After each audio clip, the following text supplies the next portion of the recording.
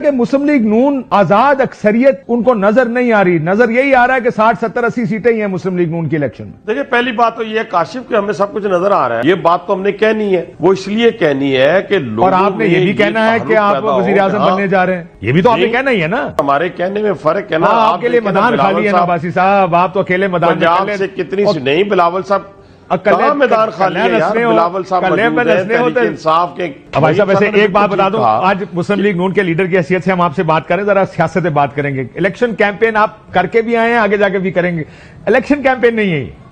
हाँ जी नहीं यार, क्या हो गया, आप तो बुरा मना आ गए यार। बिल्कुल भी नहीं, मैंने क्या कहा सर। ये खदशा है कि आपको सादा अक्सरियत नहीं मिल रही है। भाई साहब मैं जरा आपके सामने सुहेल बड़ाइच साहब का एक कॉलम पढ़ देता हूं, पढ़ता नहीं उसकी। उनका ये कहना कि अंदाजा लगाया गया कि 70 से 80 नशिस्तें नून लीग की और 50 से 60 नशिस्तें पाकिस्तान पीपल्स पार्टी की हैं। इसी कॉलम में आज ये जो छपा है वो लिखता है, आप कहा जा रहा है कि ताकत का तवाजुन आजाद उम्मीदवारों के हक में आ रहा है। अगर इसका तर्जुमा करें कि आजाद उम्मीदवारों के हक में तवाजुन आ रहा है, और आप जानते हैं कि सुहेल बड़ाइच साहब सियासत इलेक्शंस को बड़े अरसे से देखते हैं, जितने लोगों से बात हो रही है, जरदारी साहब ने कहा अक्सरियत किसी की नहीं, आपके अलावा सब ये कह रहे हैं कि अक्सरियत किसी के पास नहीं है। इसका मतलब यह है कि अगर आजाद उम्मीदवारों की तरफ ताकत का तवाजुन है तो तहरीक इंसाफ जीत रही है, क्योंकि वो आजाद लड़ रही है इलेक्शन।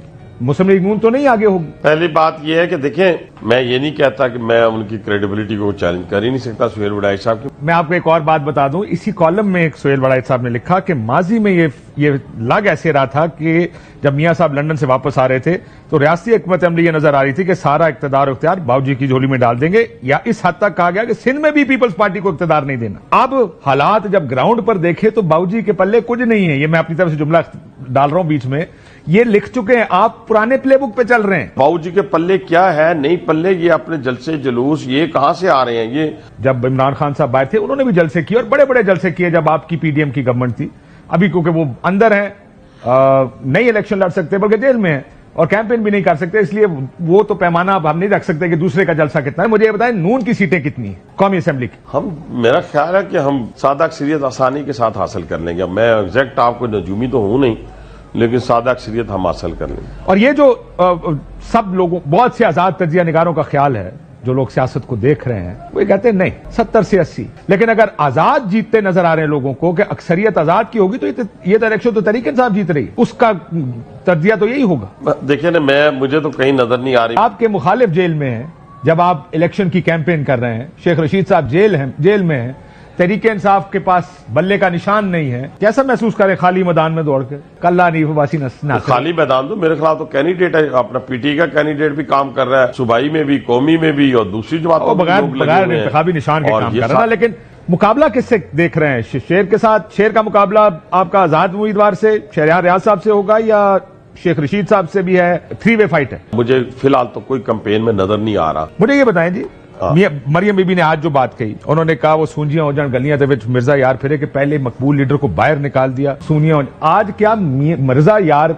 मियां नवाज शरीफ साहब? मैं सवाल पूछ सकता हूं। देखिए काशिफ, आप बड़े ही माशाल्लाह जबरदस्त किस्म के एंकर भी हैं, इंटेलेक्चुअल भी हैं, आपको मैं सुनता भी रहता हूं, आपसे निजी महफिलों में बातें भी होती रहती हैं।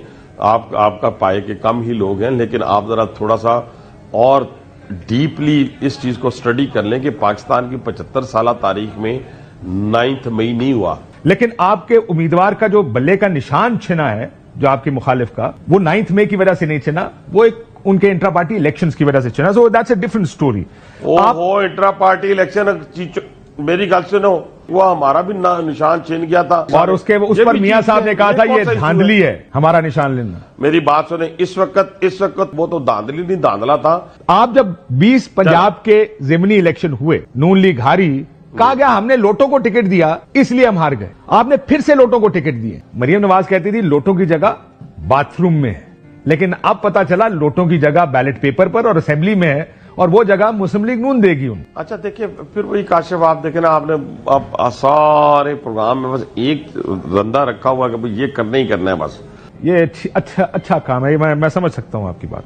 नहीं, ये पार्टी का मजबूरी इज्तिमाई डिसीजन था, ये किसी का सिंगल डिसीजन नहीं था। जो फ्लोर क्रॉसिंग को रिवॉर्ड कर रहे थे आप लोग, साहब की मंजूरी से लोटा क्रेसी को रिवॉर्ड कर रहे थे। नहीं, रिवॉर्ड नहीं कर रहे थे। पार्लियामेंट्री ग्रुप उनकी, वो क्या कहते थे, हम क्यों अलहदा हुए हैं, वो कहते थे बंदा बात ही नहीं सुनता, हम मेंबर नेशनल और बाद में बड़े लोग वापस टिकटा मांगते रहने। और सर रिजाइन कर देना अब्बासी साहब, ये सियासत करते हैं, रिजाइन कर दें। ये लोटाक्रेसी को सर सपोर्ट ना करें, मेहरबानी होगी ताकि सुने तो सही ना, लोटाक्रेसी बराए मेहरबानी, फ्लोर क्रॉसिंग और लोटाक्रेसी को सपोर्ट ना करें। दूसरे हाथ से एक आधा बिस्कुट जो है मेहमान को दिया जाता था। लोग इस तरह नहीं चलते, लोग इज्जत मांगते हैं और इज्जत वही देता है जो इज्जत वाला हो। और सर मेरी बात सुना, सियासी बयानबाजी है, मेरी बात सुने, किसी को इज्जत नहीं मिल रही, रिजाइन करे, जिस टिकट पे आप जीते हैं उसको रिजाइन करें, जाएं, इलेक्शन लड़ें और वापस आएं। सर ये कोई लॉजिक नहीं है। वजादारी में मुझे एक बात बताएं भाई साहब, तभी तो लोग और छोड़े वजादारी से, मुझे बताएं अब जो आजाद जीतेंगे, जो पीटीआई के आजाद जीतेंगे, आपका ख्याल है कि अगर उनको पार्टी में जगह दी गई लेना चाहिए या नहीं लेना चाहिए? ओहो, आजाद उम्मीदवार के पास तो इख्तियारात होते हैं, जिसके पास मर्जी चले जाएं, उन्हें पार्टी ज्वाइन करनी होती है। हालांकि वो पार्टी लिमिटेड टाइम वो होता है। तहरीक इंसाफ का झंडा इस्तेमाल करके आजाद जीत रहे, खाली उनको टिकट मिल ही नहीं सकता क्योंकि बल्ला नहीं मिल सकता ना उनको। बाबा जी वो निशान ही नहीं है पार्टी का, तो अब क्या देखे ना मेरी बात, अभी आपने एक सवाल किया साथ ही दूसरा डाल दिया, लॉजिकली बात करें, मॉरल बात होती है ना, इस्तेमाल करा, इखलाकियात भी कोई चीज होती है। आजाद इंडिपेंडेंट कैंडिडेट जो भी होगा उसको एक लिमिटेड टाइम के दौरान पार्टी ज्वाइन करनी होगी, वो जिसको मर्जी कर ले। मंडी लगेगी, मजीद मंडियां लगाएंगे जी, मंडियां लाओगे फिर?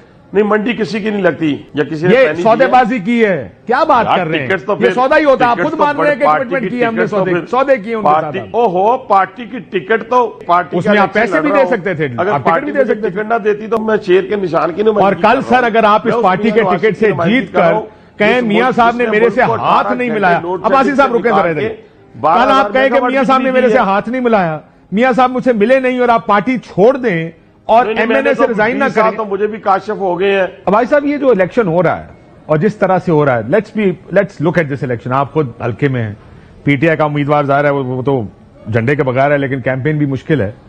ऐसे इलेक्शन की कोई क्रेडिबिलिटी होगी आपके ख्याल में? मेरे खिलाफ कैंडिडेट साथ वाले हल्के में, मैं तो पूरे पाकिस्तान की बात कर रहा हूं, लेकिन ये आपको पता है कि जो हालात पिछले कुछ अरसे में हुए हैं सियासी तौर पर, आपको क्या लगता है कि क्या होगा इलेक्शन के बाद? यही सेलेक्टेड के नारे दोबारा लगेंगे? नारे नहीं लगेंगे, लोगों के अपने मसाइल बहुत ज्यादा, वो इंशाल्लाह आप घबराएं नहीं। वो सर वो 16 माह की कारकर्दगी जो शहबाज शरीफ साहब गवर्नमेंट की थी, वो आप वही टीम है ना, वही इसहाक डार साहब फाइनेंस मिनिस्टर होंगे जो डॉलर को 330 पर लेकर गए, पेट्रोल गया, बिजली महंगी, गैस महंगी, इतना बड़ा क्रेडिट जाता है 16 माह की कारकर्दगी का, इतना बड़ा क्रेडिट जाता है कि अगर उस वक्त हुकूमत ना ली जाती तो एक अनाड़ी के हाथों पूरा मुल्क डिफॉल्ट। बिलावल साहब का, और खुदा मैं आपको बिलावल और मोहम्मद जुबैर सुना दूं होता।